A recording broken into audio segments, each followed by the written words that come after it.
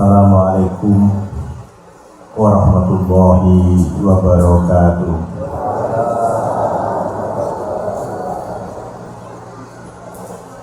Bismillahirrahmanirrahim. Alhamdulillahi rabbil alamin. Wassalatu wassalamu ala asyrafil anbiya wal mursalin Sayyidina wa maulana Muhammadin wa ala alihi wa sahbihi wa ahli baitihi ajma'in. Hadratal mukarramin, para alim, para ulama, para guru ingkang saestu kawula mulyakaken, para asatidz dan ustadzah SMP Gedimal Terpadu 1 dan 2, utamanya pimpinan lembaga Ustaz Saiful Ansori, Ustaz Ulil Altab, bersama dengan staf yang kami hormati, Bapak Ibu wali santri rahimahumullah. Pertama, mari kita belajar selalu bersyukur kepada Allah Subhanahu wa Ta'ala. Syukur terhadap sesuatu yang sesuai, cocok dengan cita-cita dan impian dan doa-doa kita.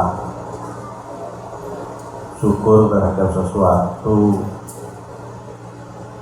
yang belum cocok dengan harapan dan munajat kita, dan bersyukur karena kita diberikan anugerah bisa bersyukur.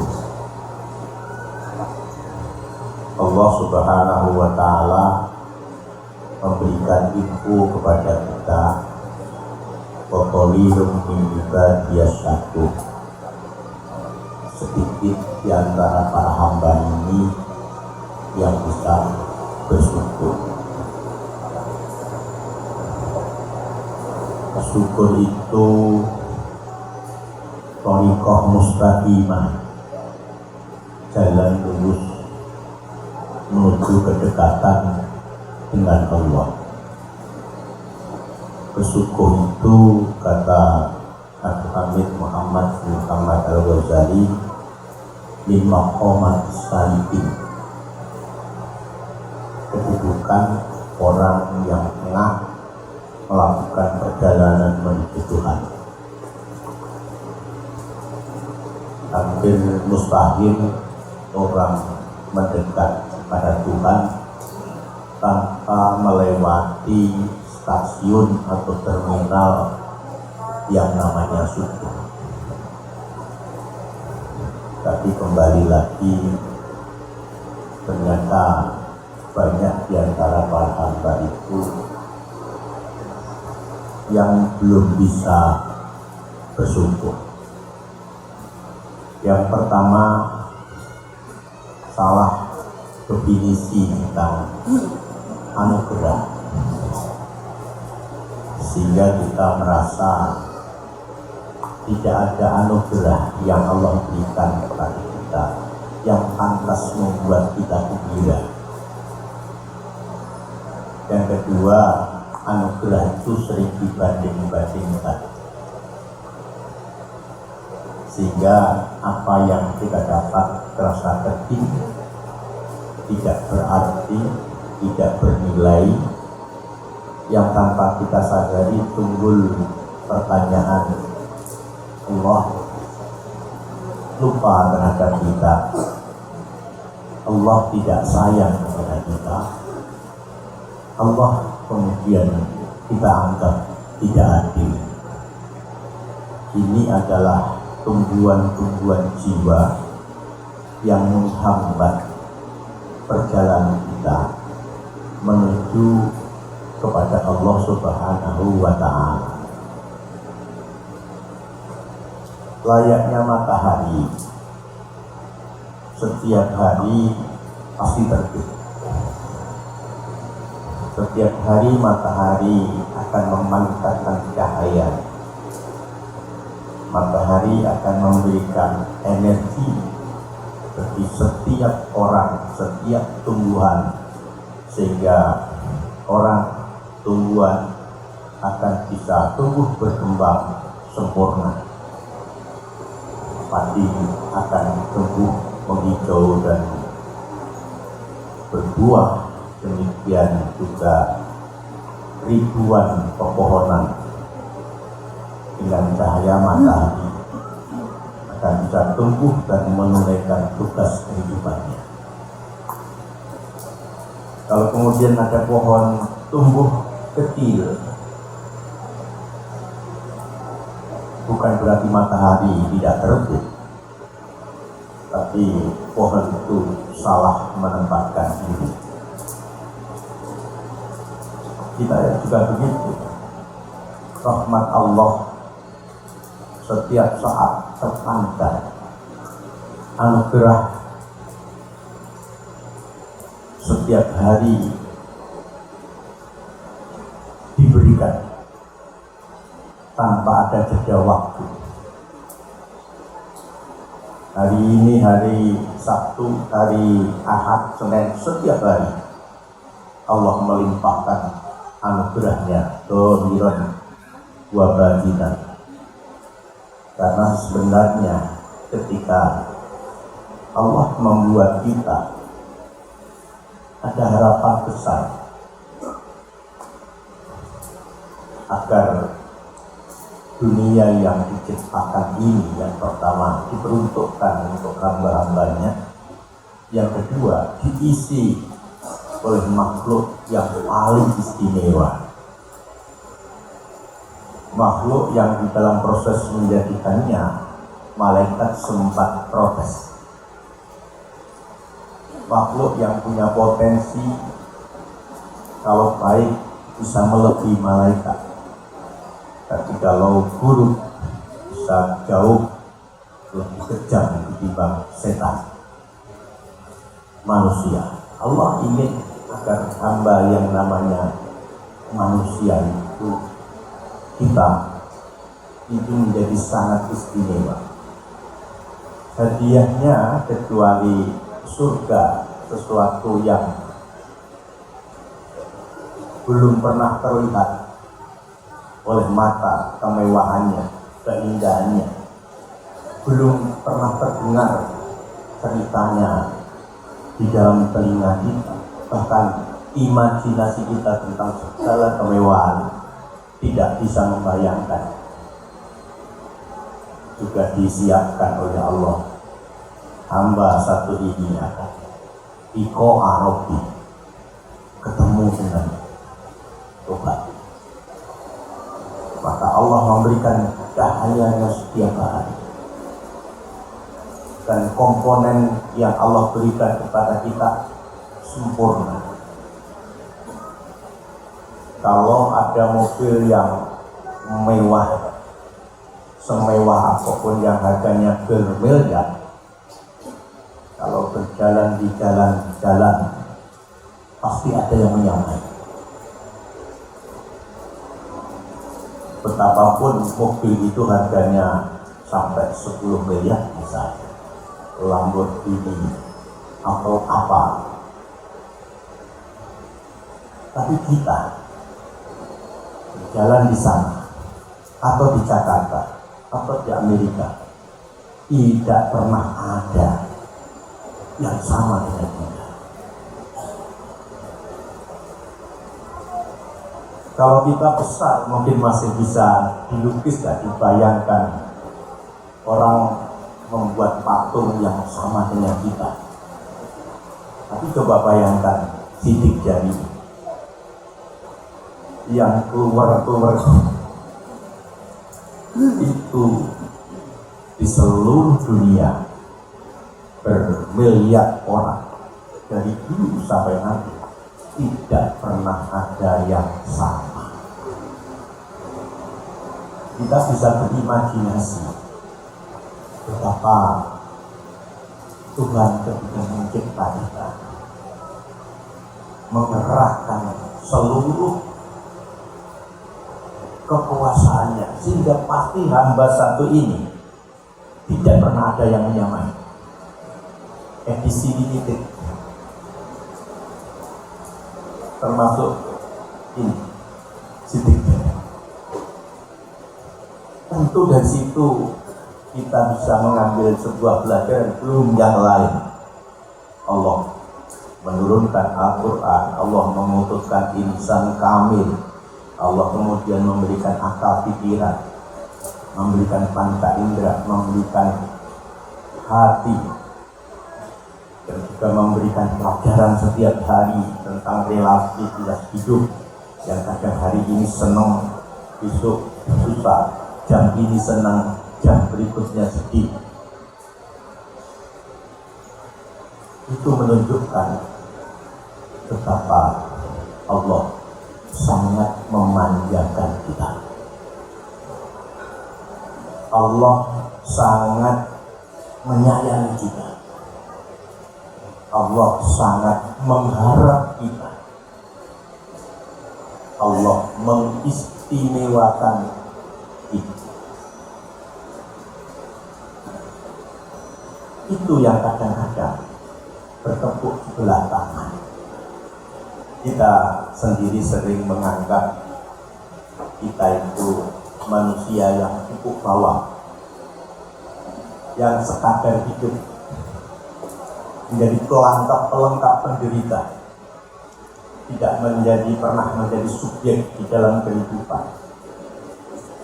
Kita sendiri yang mengecilkan diri kita, tidak seperti Allah memanjakan dan membesarkan kita. Itu yang menjadi persoalan di dalam diri kita. Sehingga perintah-perintah Tuhan yang semuanya perintah itu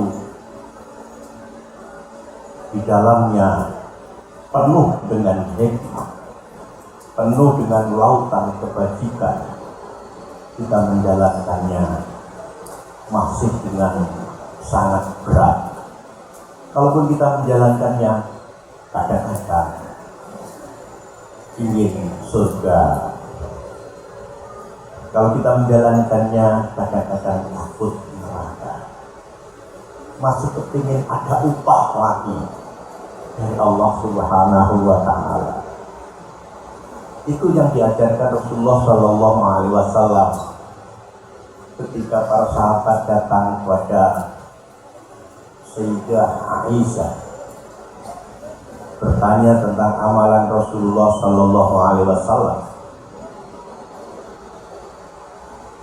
Bagaimana engkau ya Rasul, dosa yang lalu, dosa yang akan datang sudah diampuni. Hadis untuk masuk surga sudah ada di tangan.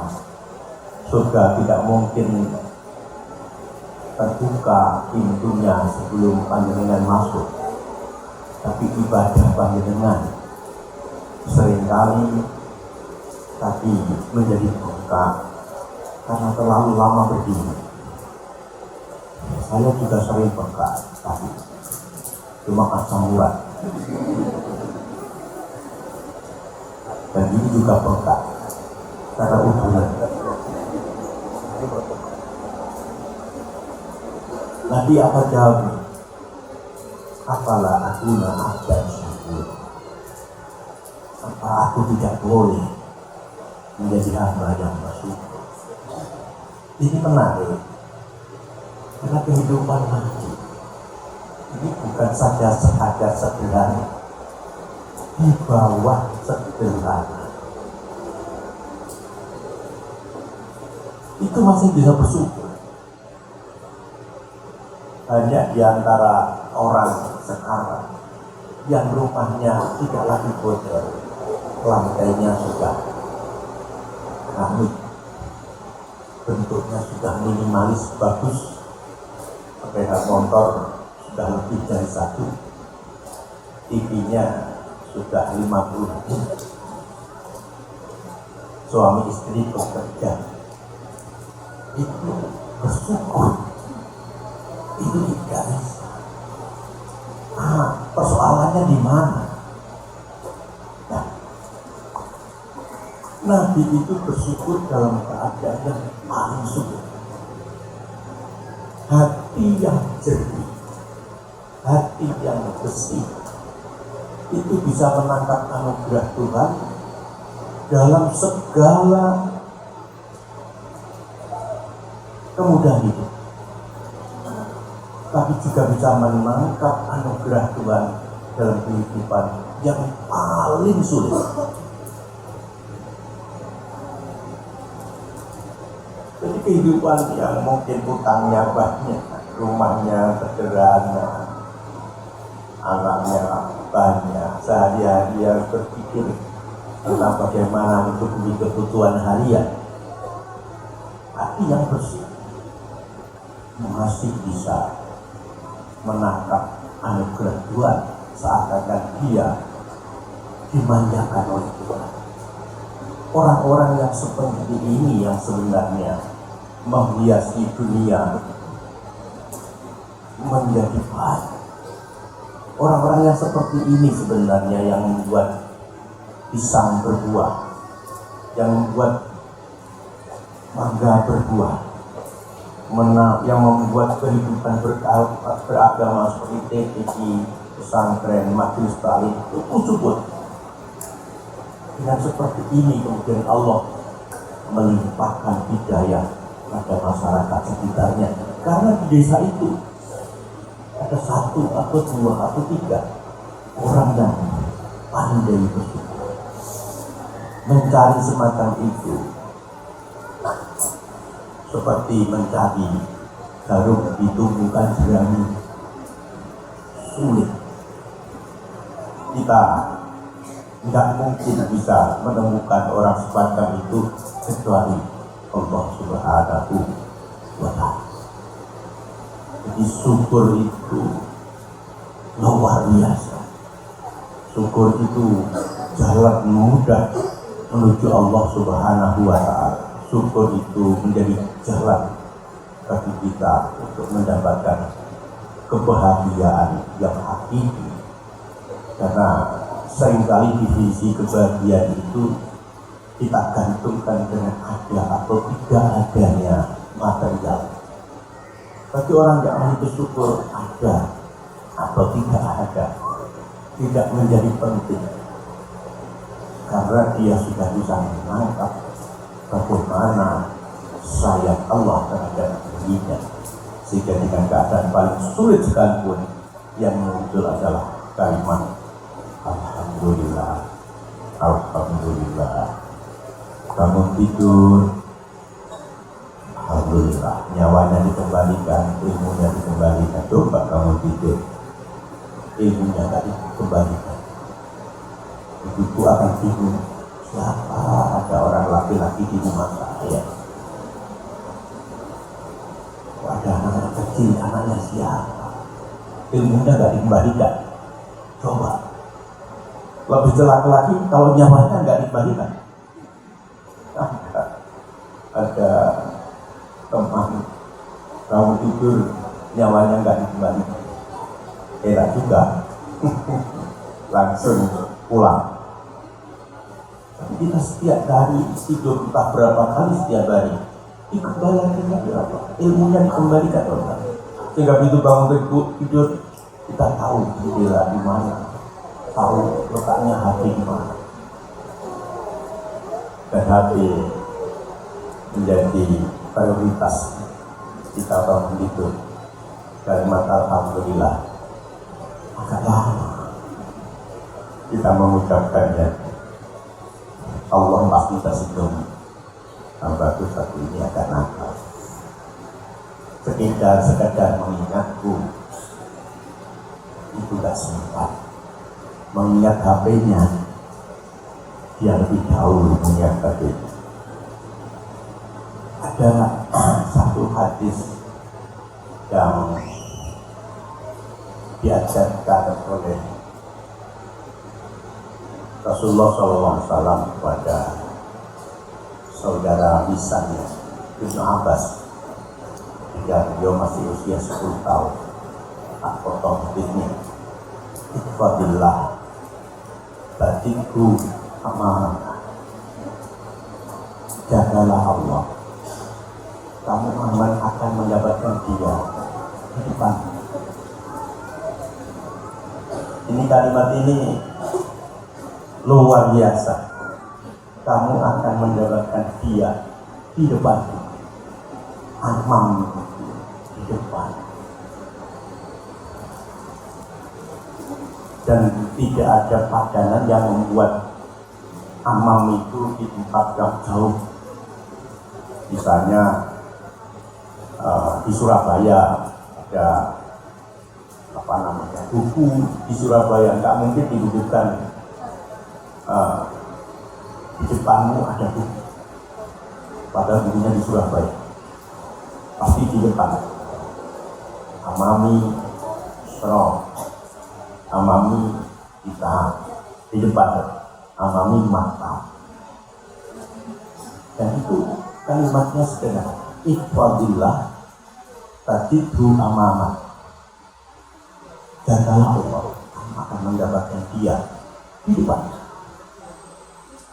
Persoalannya apa arti ikhfadillah? Ikhfadillah, jagalah Allah, jagalah asmanya di dalam hati. Jangan sering kehilangan Tuhan, jangan sering melupakan dia. Fadlullah yadkurkum, ingatlah kepada Allah, maka dia akan mengingatlah. Kalau kita mengingat seseorang, paling dalam bentuk doa, paling dalam menyebut asmanya, namanya, paling menyebut kebaikan-kebaikannya. Tapi kalau Allah mengingat kita, itu dengan seluruh asmanya, hidayahnya, anugerahnya, kasih sayangnya, perlindungannya. Jagalah Allah di dalam hati. Sederhana. Tapi kemarin itu di sini kumpul 40 lebih mursyid thariqah dari seluruh Indonesia. Dari Lampung. Saya bukan mursyid, saya muhibbi, pecinta musik. Tapi saya bukan mursyid. Mursyid thariqah Qadariyah, thariqah Qadiriyah Naqsabandiyah, Khalidiyah Naqsabandiyah, dan thariqah-thariqah yang lain dari seluruh Indonesia, Palembang, Jambi, Lampung, Banten, Jogja, Bali, kumpul nginap semalam. Mereka itu adalah ahli zikir yang seminggu sekali dengan ratusan bahkan ribuan jamaahnya di berbagai tempat di seluruh Indonesia belajar berzikir untuk mendawamkan asma Allah di dalam hati. Kata para beliau, angel.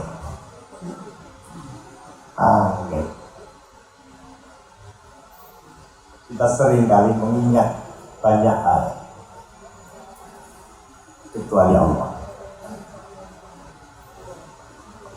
Ketika kan ada kalimat di dalam ruwana belukum ustari wal khayr, dan aku menguji kalian dengan keburukan.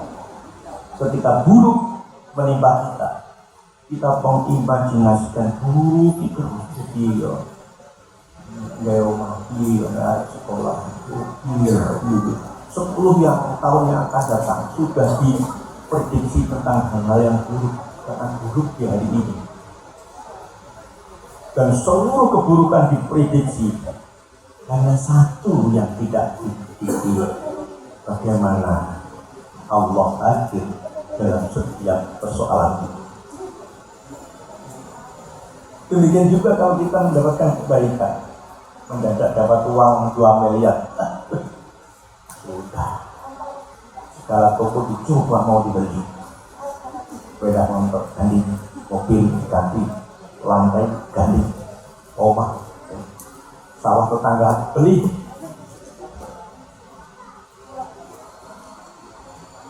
Dan imajinasinya liar demikian rupa. Hanya satu yang tidak diridai, imajinasi Allah. Baru sampai itu keberagaman kita. Baru sampai itu. Walaupun sudah sholat 5 kali, walaupun sudah haji berkali-kali, apalagi umroh. Sudah puasa entah berapa kali dalam kehidupan. Sudah zakat, sudah berapa kali, berapa miliar yang sudah kita berikan. Tapi tetap saja Allah sering kita lupakan. Padahal Allah melalui Rasulullah mengingatkan, jagalah Allah. Lebih ingatlah kepada Allah ketimbang yang lain. Lebih amanlah bersama Allah ketimbang dengan kekuasaanmu dan dengan hartamu atau dengan kehormatan. Lebih berbahagia bersama Dia ketimbang kamu berbahagia dengan deposito. Tajidhu amanata, kamu akan mendapatkan Dia di depan. Dan Allah memang tidak bisa dilihat dengan mata zahiri, tapi di akhirat Allah janji kita akan bisa melihat. Walaupun kemudian ada mukhtalif bainal ulama bagaimana cara melihatnya, tapi zat Allah memang tidak ada. Tapi perbuatan Allah dan sifat Allah bisa kita lihat. Dan kita semua, bukan hanya 1-2, semua ini sebenarnya pernah menyaksikan, melihat perbuatan Allah kepada kita. Dan semua kita pernah melihat sifatnya yang Rahman Rahim terhadap kita. Tapi penyakit kita adalah penyakit sering lupa. Mungkin 15 tahun yang lalu pernah panjenengan hingga semalam bermalam-malam tidak bisa tidur. Ternyata solusinya sekecil itu, klik selesai. Dalam waktu itu mesti mikir, ini mesti Allah banget, ini mesti Allah nyata pertolongan ini. Tapi kemudian tahun demi tahun peristiwa yang luar biasa yang menunjukkan Allah itu ada. Kita lupa. Yang kita ingat hanya karunia rahmat. Bagaimana dengan seperti itu kita bisa bersyukur? Nggak bisa. Tapi kalau bisa kita bersyukur mengabsen nikmat Allah yang diberikan Allah, mulai kita menjadi balik. Sampai sekarang kita absen, diam-diam. Makanya Al-Ghazali mengajarkan kita jangan selalu kumpul dengan makhluk lah.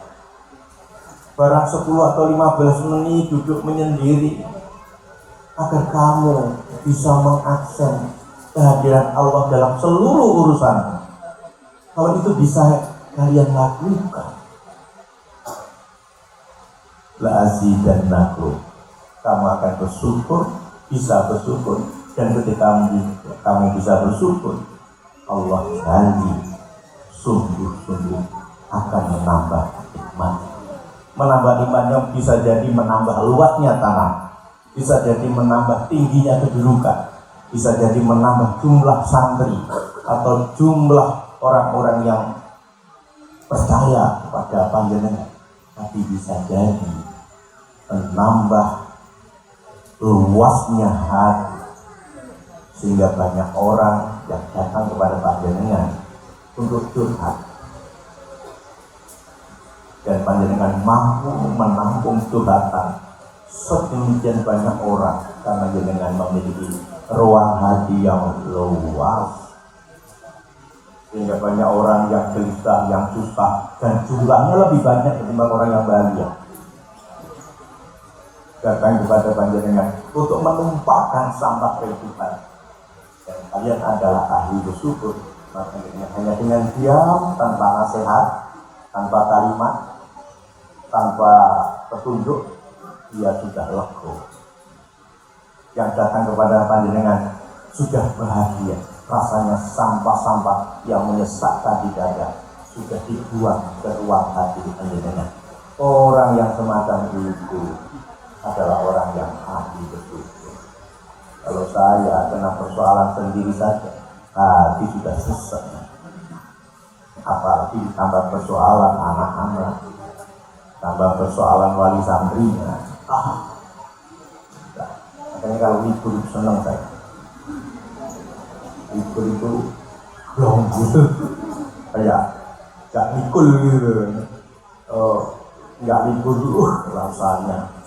Terus seperti orang bungkuk, berat. Ya memang mungkin ruang hatinya terbatas, sehingga anak-anak kita yang masih dalam proses itu kadang-kadang menggelisahkan, kadang-kadang menyusahkan, kadang-kadang merusak optimisme. Padahal anak-anak yang nakal itu rata-rata anak-anak yang nakal, bukan anak panjenengan. Itu rata-rata mereka punya potensi untuk menjadi anak-anak besar. Karena anak yang nakal itu biasanya adalah mereka melakukan pencarian. Iklan itu ngebutin ini jebol terlalu. Lampu itu ditutup pecah lagi. Itu melakukan eksperimen. Jadi kamar mandi pun di pintunya ditutup jebol. Anak-anak itu ada yang melakukan eksperimen yang semacam ini. Ya, mulai itu kan beda pikiran kita dan pikiran anak-anak. Pikiran anak-anak mulai itu biasa. Pikiran orang tua, ini nek tutul larang ngobrol. Jadi keran itu hampir setiap hari Bapak. Anak-anak itu kan ngutip keran itu gampang tuh Pak.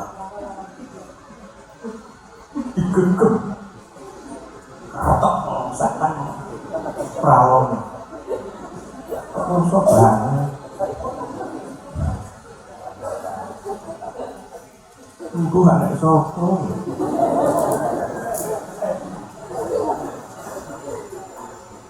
Nah itu anak-anak yang melakukan dari cara berpikir kita dan dari berpikir mereka di sini gimana. Makanya di Alia bisa bilang, coba itu mangga lagi yang buahnya di depan Alia itu nanti kalau utuh sampai makan, anak-anak pelajaran akhlak nilainya 10 loh ya. Pokoknya utuh sampai makan, kamu sampaikan kepada anak-anak pelajaran akhlak ganti. Pokoknya mangga itu kok utuh dan tidak diambil karena sudah separuh pantas 7 lah 1 bulan lagi masuk itu kan. Ini prestasi. Kalau di pesantren ini prestasi. Anak lewat mangganya pendek-pendek.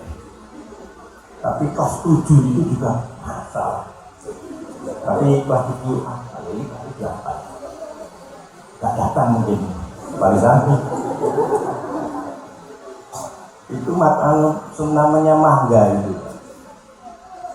Mangga itu oleh mangganya, oleh pohonnya, buahnya sudah disembunyikan oleh mangga. Rimbun begitu, buahnya di tengah. Dan saya memahami karakter mangga ini. Mangga itu juga ngerti Mas. Ada anak kelas 7 itu gaya eksplorasinya luar biasa. Maka mangga pun menyembunyikan buahnya. Itu mulai saka adus bawa Mikrofon itu kayak sempat buka-buka.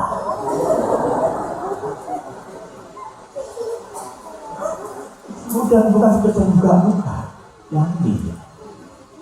Kebetulan saya melihat dijauh. Nah, nanti kalau itu bareng jatuh itu halal. Tapi kalau masih seperti kamu ambil, nanti mangganya mogok. Ya kok yang mau itu? Saya yakin bukan anaknya bapak.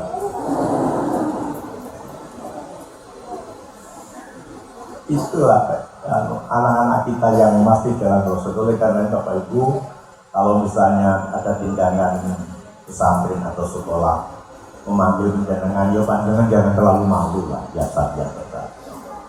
Karena anak itu di dalam masa proses. Kalau baik, ya jangan bergembira kemudian saat tampuk roh kabeh. Ampun kono-kono was jempol. Jangan. Kalau buruk juga jangan minder kemudian merasa jadi orang tua nggak berarti, jangan. Jadi semua sepanjang kita masih dalam proses, anak itu kita terima, baik atau buruk terus kita proses. Oh, Nabi saja diproses oleh Allah sampai insan kamil, itu mulai kecil sampai wafat itu terus diproses oleh Allah, apalagi anak-anak kita. Nah hadirin, itu yang dapat saya sampaikan. Banyak yang tadi saya sampaikan. Semoga ini menambah keyakinan kita bahwa kita hari ini diberikan thariqah, diberikan jalan oleh Allah masing-masing untuk sampai kepada. Jangan membandingkan jalan yang diberikan kepada kita dan jalan yang diberikan kepada orang lain. Ada ibu yang diberikan suami sangat penyayang, kemudian diberikan uang belanja setiap bulan 20-30 juta. Yang bermong ini mengalami ya atau mengalami tidak. Terus kemudian memiliki anak 4. Satu diantaranya tidak sesuai harapan, tidak seperti adik-adiknya. Ya itulah jalan satunya. Jaga kesabaran, jaga namanya di hati kita. Insya Allah, Allah sendiri yang kamu akan dididik. Kesabaran panjenengan, kepercayaan panjenengan itu adalah amaliyah saya. Demikian juga bapak-bapak yang diberikan istri sudah digaji, dikasih uang bulanan 40 juta, masih juga apa ini? Ya ini lah, masih juga ini. Bersyukurlah, bersyukur. Kalau sampai bisa umroh tanpa harus ke Masjidil Haram.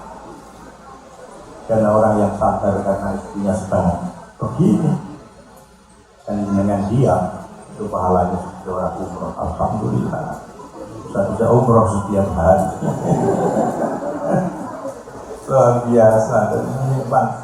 Makanya banyak ulama itu mengatakan tidak ada satu musibah yang di dalamnya pasti ada 3 atau 4 hikmah. Dan saya ceritakan seorang kiai yang luar biasa, dianggap sebagai wali. Ketika meninggal, itu yang takziah puluhan ribu seakan-akan jenazah berjalan sendiri di atas kepala banyak takziah. Ketika selesai takziah, saya sowan ke dalam dan bertanya kepada kita, kira-kira apa ya yang dilakukan sehingga Allah memberikan kemuliaan? Dia sabar terhadap istrinya. Wah, kalau dia sabar aja kayak begitu ya. Seperti bapak-bapak itu orang yang sabar. Sabar di Senin itu. Di luar pidato saudara sampai di rumah. Ya Bu, ya.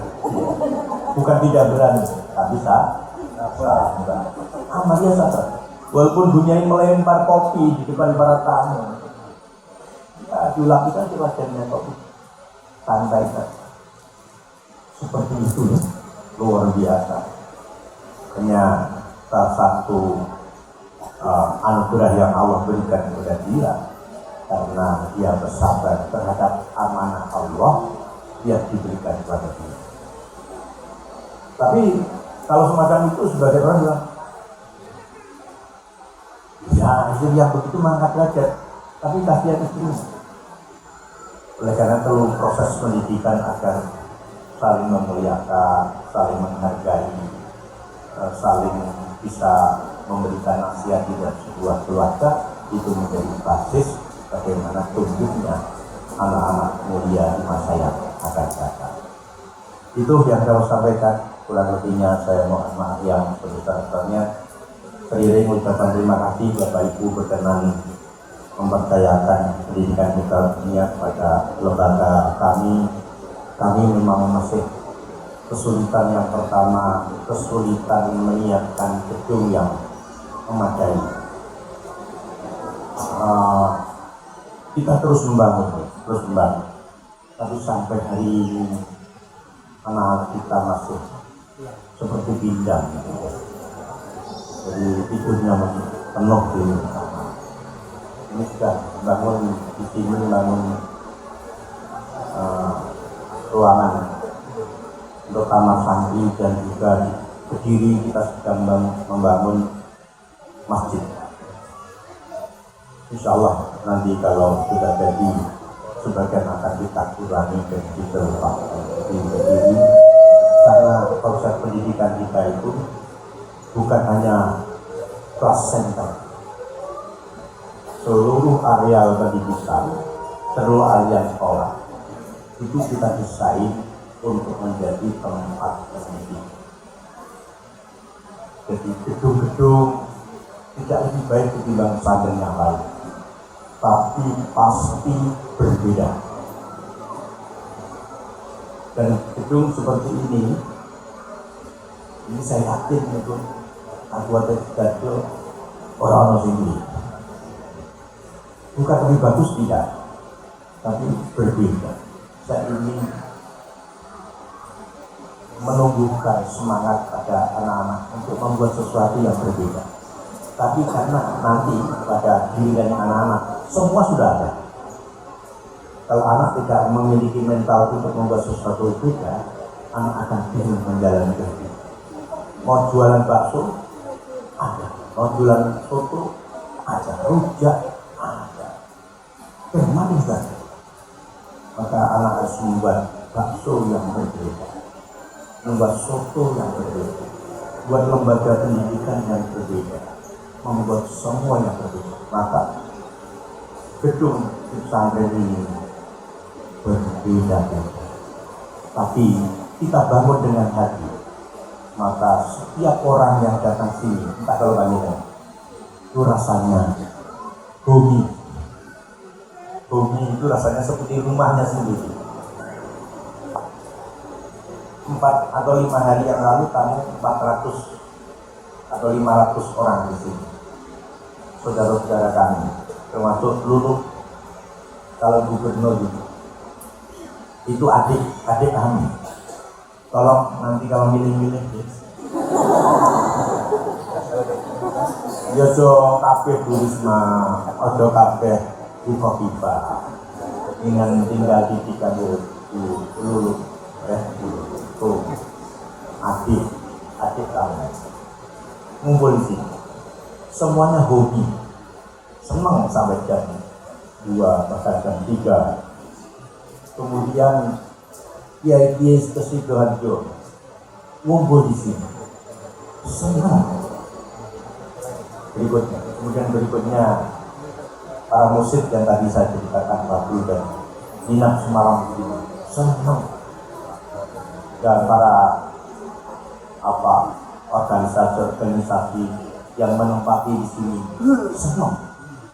Bukan hanya bangunannya, karena gratisnya.